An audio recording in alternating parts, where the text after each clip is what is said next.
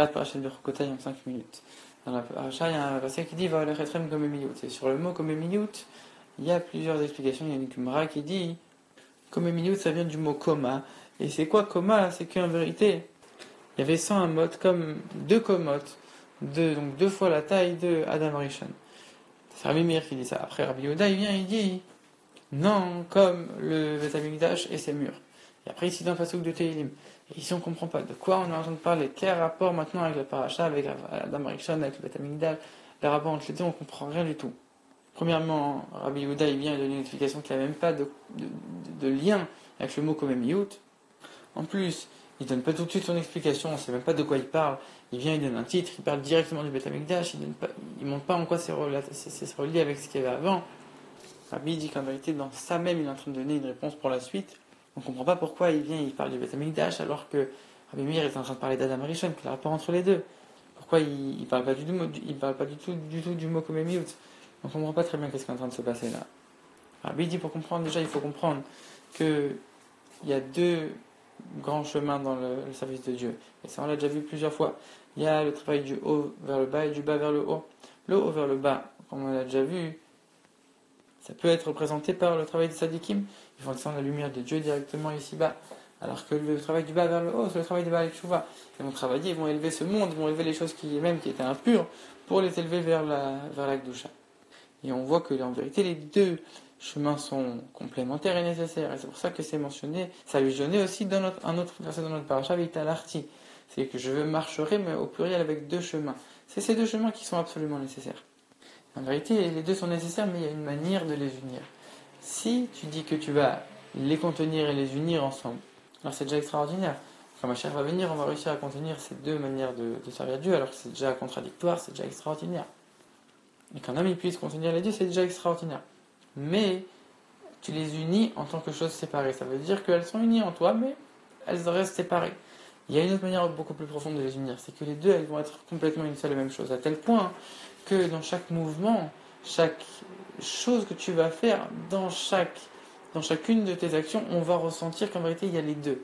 Il y a les 2 ensemble dans chaque mouvement, dans chaque chose que l'homme va faire. Et ça, c'est une union beaucoup plus profonde. En vérité, c'est là la différence entre Rabbi Yehuda et Rabbi Meir. Parce que les 2, ils sont d'accord que les 2 chemins sont nécessaires. La seule différence, c'est qu'ils ne sont pas d'accord dans la manière avec laquelle on doit les unir. D'ailleurs, c'est pour ça ils parlent de 100 amot, parce qu'en vérité, on a dit dans chaque mouvement, c'est-à-dire dans chaque force de notre âme, on sait que chaque force de l'âme, elle est composée des 10 autres, donc ça fait 100. Alors il doit y avoir cette union-là. Alors Rabbi Meir, lui, va dire non, c'est 2 komotes.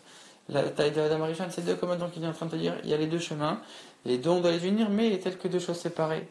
Alors que Rabbi Yehuda, il vient te dire non, c'est une seule coma, c'est-à-dire qu'il y a une seule et même chose. Ces 2 chemins, ils doivent faire une seule et même entité.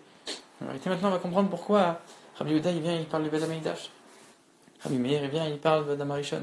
Parce que lui, il veut que les 2 choses soient séparées. Adam, l'homme, même si c'est Adam Rishon le plus élevé, le plus raffiné, tout ce qu'on veut, ça reste un homme qui est limité, qui a des limites. Et donc, forcément, tu es en train de limiter les choses. Et quand un homme il est limité, même s'il va avoir les 2 manières de servir Dieu, alors, par les limites de sa nature, ça va faire en sorte qu'il ne pourra pas les unir complètement. On a besoin de quoi pour unir 2 choses qui sont contraires, qui sont complémentaires, qui a priori ne peuvent pas s'unir parfaitement? On a besoin de l'essence même de Dieu. Et l'essence même de Dieu, le niveau le plus haut de Dieu, ça il se trouvait dans le Beth Amikdash. Le Beth Amikdash était le meilleur exemple de ce qui représentait l'union entre le fini et l'infini, comme on a déjà expliqué plusieurs fois. Et c'est pour ça qu'il vient, il te dit en plus, il te dit une explication sur le Tehillim. Parce que ce Tehillim-là, il montre vraiment l'union parfaite de ces 2 choses-là complémentaires. Et en plus de ça, il vient et te dit le Beth Amikdash et ses murs, pour te dire que vraiment, comme on avait déjà expliqué plusieurs fois, dans les murs du Beth Amikdash, le Aaron, il n'était pas limité. Il y avait l'illimité et le limité. Et d'où on a les forces d'unir 2 choses qui sont absolument contraires de l'essence même de Dieu. Et c'est pour ça qu'il cite l'exemple du Beth Amikdash. Et qu'en plus, il le dit en premier directement.